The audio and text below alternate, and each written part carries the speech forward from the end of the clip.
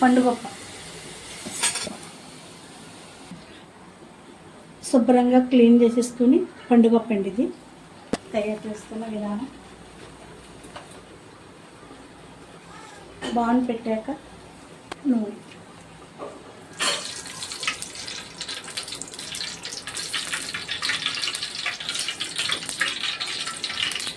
తగినంత నూనె వేసుకోవాలండి. వేసుకున్నాక కొంచెంసేపు నూనె వేసుకున్నాక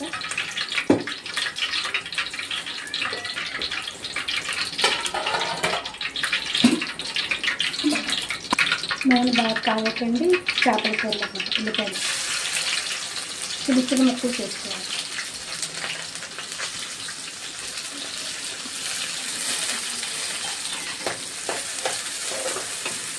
ఇవి బాగా మగ్గి పెట్టాక మూత పెట్టాలి. బాగా మగ్గుతాను. చేపల కూరలోకి మసాలా అంటే ధనియాలు, జీలకర్ర, లవంగాలు, యాలక్కాయలు, అల్లం, వెల్లుల్లిపాయ, గసగసాలు, నువ్వుపప్పు అన్నీ వేసి సిద్ధంగా మిక్సీకి వేసుకొని చేపల కూరలోకి రెడీ చేసుకున్నాను.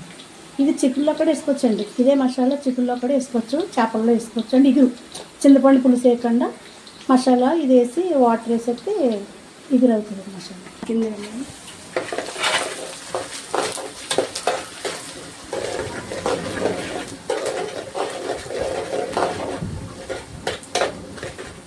తర్వాత అండి మగ్గిపోయిన తర్వాత మసాలా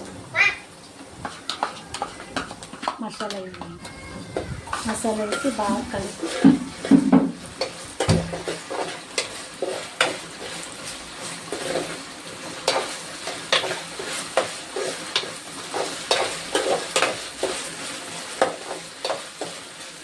బాగా కలిపండి. మళ్ళీ మగ్గిందాక మొత్తం తర్వాత అండి కొత్తిమీర, కరివేపాకు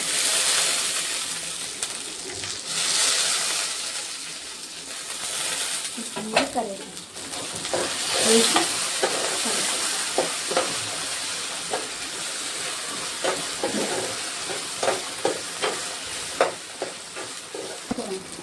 చేపల కూరలో కింద మగ్గుతాం కదా. తర్వాత మనం తగినంత కారం,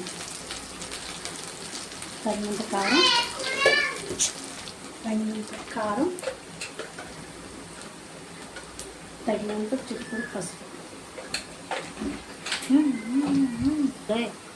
పసుపు, ఉప్పు ఇవన్నీ వేసేసండి. మొత్తం కలిసిలా కలపాలి.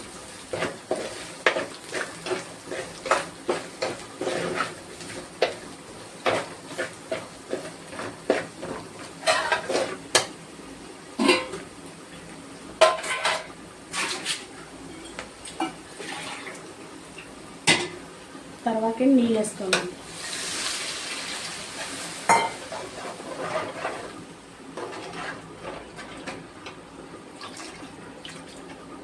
ఇట్లా నీళ్ళు వేసేసుకున్న తర్వాత పండుగప్ప చేసి తయారు పెట్టుకుని ఉన్నది కదండి. శుభ్రంగా నీట్గా చేసుకుని ఇప్పుడు దించుకోవాలి.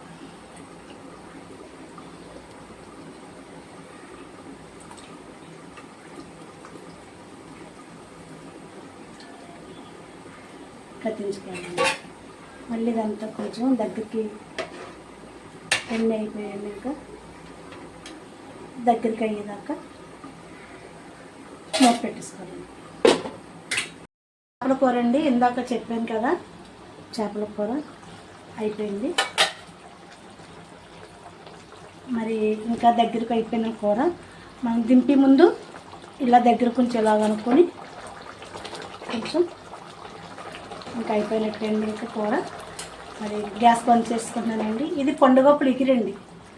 ఒకసారి మీరు కూడా ట్రై చేయండి. మరి ఈ కూర లైక్ చేయండి, షేర్ చేయండి.